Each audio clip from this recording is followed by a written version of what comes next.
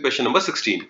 The parallel access theorem, which is given as I is equal to IC plus MD square, is to be used here. Now we can write down I to be equal to mk square, where k is the radius of gyration. This will be equal to 2 by 3 mr square, that is the moment of inertia about center of mass, plus md square.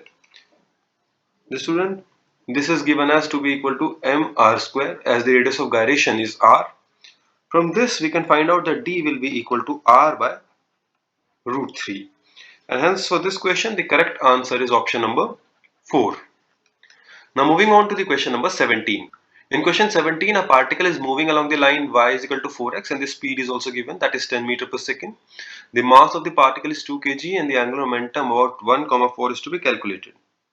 The student, y is equal to 4x is the line given and the point is 1,4. You can clearly see that if you substitute this point in this line, this will satisfy the equation of line, and hence this point lies on this line. Because this point lies on the line, the angular momentum in this case will be equal to 0. And hence for this question the correct answer is option 3. Moving on to the question number 18. The student, in question number 18, a semicircular ring is given. We have to find out the moment of inertia about this point. We can see that the distance of every point from the center will be equal to r, and therefore the moment of inertia will be equal to mr square. And hence for this question the correct answer is option 1. Now moving on to the question number 19.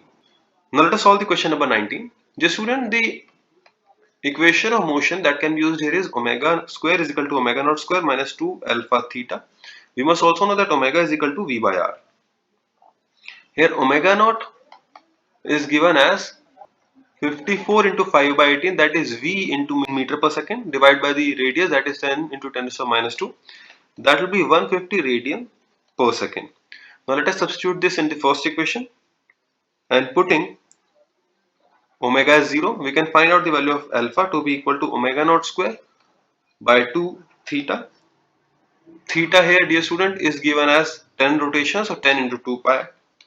On putting the values, the value turn out to be equal to 179 radian per second square.